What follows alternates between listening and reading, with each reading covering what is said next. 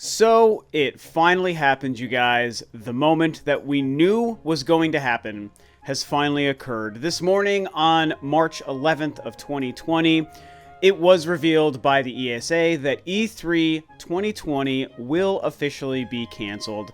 And it is canceled for the viral health reason that we all know about.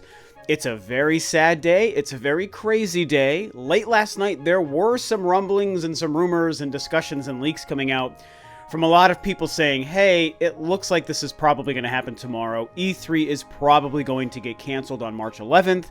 So everyone needs to start preparing. We need to start looking into refunds and canceling flights and canceling hotel reservations. It's going to be crazy, so be prepared. And it turns out that that's exactly what happened. Earlier this morning, this is the statement that the ESA released about their decision to cancel E3. After careful consultation with our member companies regarding the health and safety of everyone in our industry, our fans, our employees, our exhibitors, and our longtime E3 partners, we have made the difficult decision to cancel E3 2020, scheduled for June 9th through the 11th in Los Angeles. And of course, there's also a full statement and more information that they've revealed, which you of course can check out.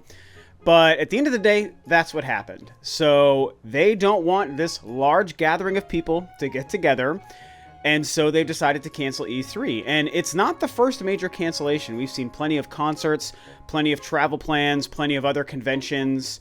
Comic-Con conventions across the country have been canceled. South by Southwest was canceled. It just seemed like E3 was the obvious next step in line to eventually get the axe.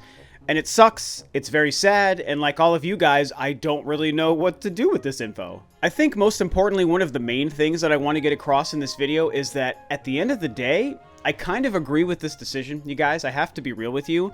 I do think that the health situation that's going on worldwide is a big deal. It is important. It is worth paying attention to. And when it comes to something like gathering large groups of people in the hundreds and tens of hundreds of thousands of people together in rooms and conventions, and everyone's, and at an E3, for example, everyone's going and touching things and touching controllers and just sharing things that throughout the whole show, it's like, yeah, it's probably not the best idea to have a lot of these things happen and to get a lot of these people together. So I'm obviously sad about it, but I understand the decision and I don't disagree with it. Now, that obviously leaves a huge gap in the video game industry for 2020 and a huge gap in our hearts, so to speak, right? About the fact that we won't have a traditional E3 to look forward to. So we then start to wonder what is going to happen. So obviously we all jump to the idea of more digital presentations. Digital presentations, just give them to us, just throw them out like crazy. Every company, every game developer, every publisher, everyone just have a digital presentation. We've already got Nintendo Directs. It's time for E3 Directs, and everyone should just do it. And that sounds great, and I like that idea. And that idea could be possible, but we might have to slow down a little bit before we expect something like that to actually happen.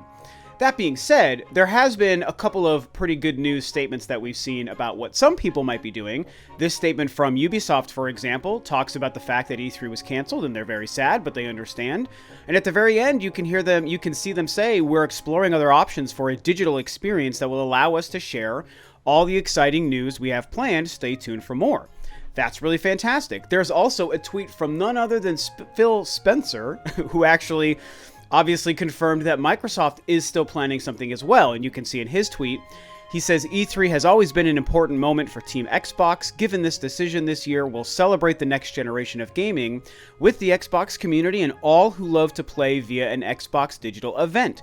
Details on timing and more in the coming weeks. So right there, we have confirmation from two of the companies who notoriously put on some of the biggest and most important press conferences and shows at E3 every year with Ubisoft and Microsoft. And obviously Microsoft, even more important because they're one of the three main console manufacturers.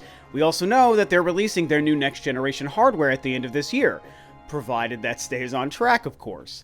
And so hearing confirmations from them that they're looking to doing something is really fantastic. Obviously, we then turn to Nintendo.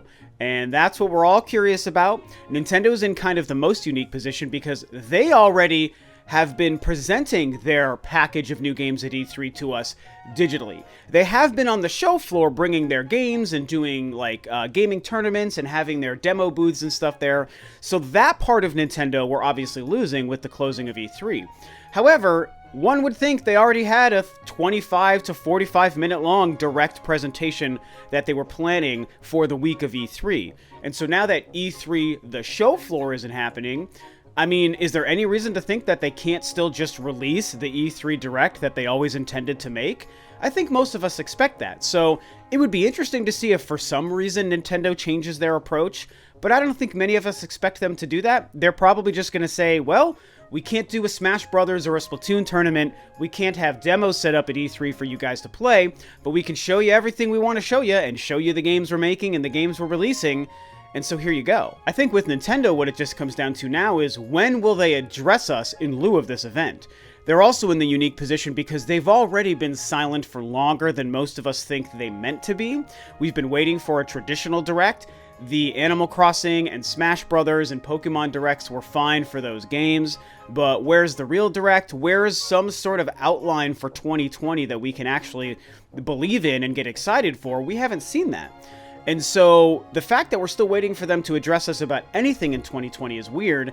Now, with E3 being canceled, when are they going to address us just about that? I mean, I don't know. Someone brought up in one of my comments, or maybe something they said in my live stream the other day, that maybe Nintendo is just waiting until Animal Crossing is released before they address us again. And I hadn't really been thinking of that, to be honest, and maybe there's something to that. At this point, Animal Crossing is like, what, like a week and a half away, 10 days away or something? It's, next Friday. And so maybe the Monday or Tuesday after Animal Crossing releases, they're going to finally say, hey, here's a Direct coming, or hey, here's what we're doing for E3. As far as E3 goes, I would like it if they said something today. Everyone, all these other companies in the industry are jumping on the messaging and trying to get it out there to everybody about E3 and what they might be doing. And it's good to see. Nintendo needs to be one of those companies doing it. Sony dropped out of E3 before this whole nonsense, but Microsoft and Nintendo doubled down early in the year that they were still going to be a part of E3. So Nintendo has already said, we're planning to be at E3, be excited. Now that E3 is canceled, well, Nintendo, tell us what you're doing. And so as far as E3, what do I expect to happen during that week? Well, I think that we might have to remove the week of E3 from our brains, and I'm willing to bet that what we're going to see is possibly scattered throughout the summer, or maybe even scattered just throughout the month of June, potentially. We're just going to see a lot of the companies with a lot of the games they plan to show off get their messaging out in different ways. We're probably going to see a lot of trailers show up, a lot of press releases, and a lot of digital events. I think we will see some digital events. Microsoft, Nintendo, Ubisoft, maybe Electronic Arts, maybe Bethesda, the normal players. There's also talks that Warner Brothers was planning to do a conference, by the way, to reveal like Harry Potter games and Batman games and stuff, and now they can't do that. So hopefully they put together some sort of digital presentation for us as well. And maybe as opposed to everyone just trying to cram their stuff into 1 week, people just randomly just scatter it throughout the summer. I think that would be fine at the end of the day if that's what they wanted to do. I'd be hard-pressed to think that everyone is going to try to time their events for the same week during what E3 would have been. It just doesn't make sense with no E3. Why not just find a different time and carve out your own sort of time frame to get that messaging out? That's kind of what I think. As far as the long term, with E3, everyone is wondering if this is the death knell for E3. Is it finally time to put them in their coffin and bury them 6 feet under? And, I'm going to surprise you guys probably and tell you that I don't yet think this is like the death of E3. Obviously, E3 this year is dead and canceled. And obviously, yes, E3 has been waning in relevance, and we already saw people and companies dropping out even before this announcement. And so it's had a bit of a downward trajectory, there's no doubt. I mean, I think maybe E3 will eventually be going away, yes. But believe it or not, I actually think they will recover from this, because I think they are going to be so motivated this time next year to want to bring the show back, provided it's still a safe environment to do so a year from now, guys, and I think it hopefully will be.